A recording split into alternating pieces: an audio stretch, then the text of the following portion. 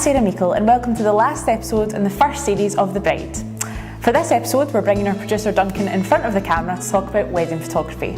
We've spoke a little bit about this in previous episodes, but we're going to talk a bit more in depth and give you some hints for posing in front of the camera. So, Duncan, wedding photography is a very competitive market. What should brides be thinking about? It is very competitive. There's a lot of options out there. There's people offer digital packages, people offer 1,000 photos, people offer albums and things like that.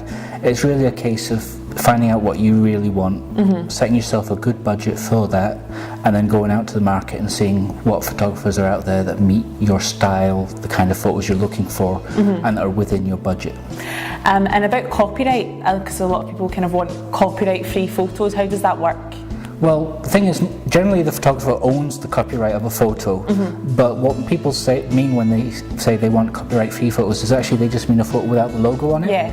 So, from my own perspective, if I'm giving a digital copy of the images to the couple, then they'll get like a web-sized copy for sharing with their friends and family, and that might have a small discrete logo in the corner.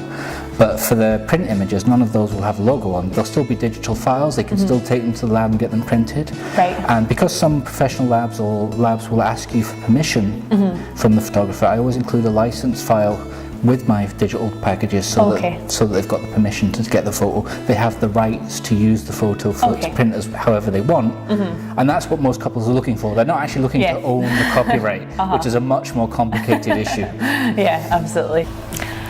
Okay, so have you got any other tips about photos for the wedding? I think one of the things that often gets overlooked is talking to the celebrant, whether it's your vicar, your priest, or your registrar, or your humanist, or whoever. Some are comfortable with photographers, some prefer photographers not to take photos. Okay. And if you only find that out on the day of your wedding, and you're expecting lots of pictures of the ceremony, it can be a bit awkward. Yeah. I mean, it's okay for most photographers. We get to stand in, usually we'll stand in one place. We're not going to be zooming all over the venue, getting in the celebrant's way or anything. So we're conscious of the seriousness of the situation, of the ceremony and that. Yeah. But we can't take a picture if we're not allowed to take a picture. We've got to respect the celebrant's wishes, and that's something the couple need to talk to them about beforehand, so that they know what to expect. Yeah, absolutely. Plus, we can always plan around it and shoot more pictures after the ceremony if we need to get those shots. Yeah, to make up for it.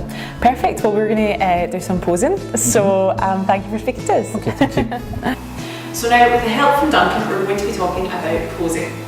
We'll post a slideshow of pictures so you can see what we're talking about if you need to, but for now I'm just going to be demonstrating as we talk. So first things first, just relax, roll your shoulders back, pull a few silly faces or do a little dance.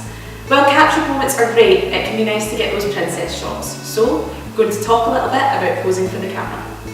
So the first step, Sarah, is always to rest your weight on your back leg. Okay. And just point your front leg forward a little.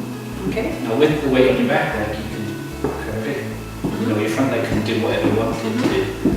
Yeah. Okay. And it gives you a nice shape to your body. And if you turn slightly towards the camera so that you're not face onto it, it also means that your front shoulder drops a little, it makes it a little less prominent, and you roll well off the camera.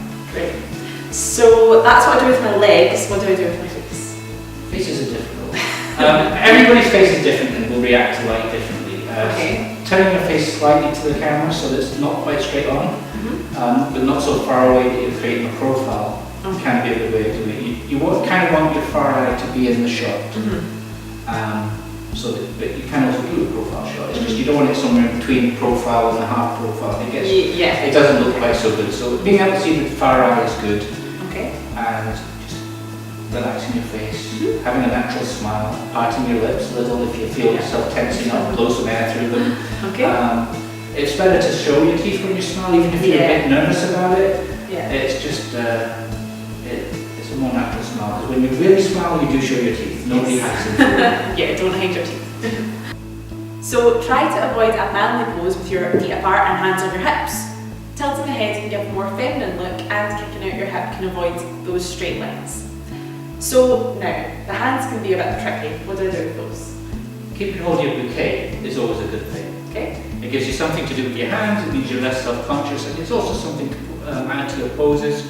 With having one hand on your hip, one hand and your bouquet hung low, you can create a nice shape. You can hold it up close for close-ups. You can do all sorts of things with the bouquet. And if you run out of things to do with the bouquet, grab hold of your groom. Okay, good tip. Same for the groom. If the groom doesn't know what to do with his hands, we've mentioned in our quick tips what to do with pockets. But it's good, take hold of her, give her a hug. It all works. Now if you're sitting down, an upright posture, toes to flatten the stomach, and just make it look that little bit more grand. You don't want to be slouching back in the chair if you can help it, because it just spreads the dress out. It makes you disappear into the dress, and it's not necessarily a good look. If you angle yourself slightly so that the larger part of your rear end ends up away from the camera as well, it can be a swimming pose, it can make it less of a dominant feature. And we end up with quite a pleasing photo when you're sitting down. And like we said at the start, remember that everyone is different. These are only a small part of the photos you'll end up with on the big day. So just make sure that you find a photographer that makes you feel comfortable so that you get those great photos. Absolutely. And with that, we're actually come to the end of our final episode and the series. Yes, so thank you very much for watching. If you've got any feedback or comments, please let us know. And we'd just like to thank all the suppliers that we've spoken to for taking time out of their busy schedules to speak to us. So if there's anything else you'd like us to cover, please just let us know. We can hopefully do that for you. Please do. So, do a sort of boring, sort of back attention pose. So this is a kind of do not. Do not. And now, turn slightly, carry your back hip. Thanks for watching the night.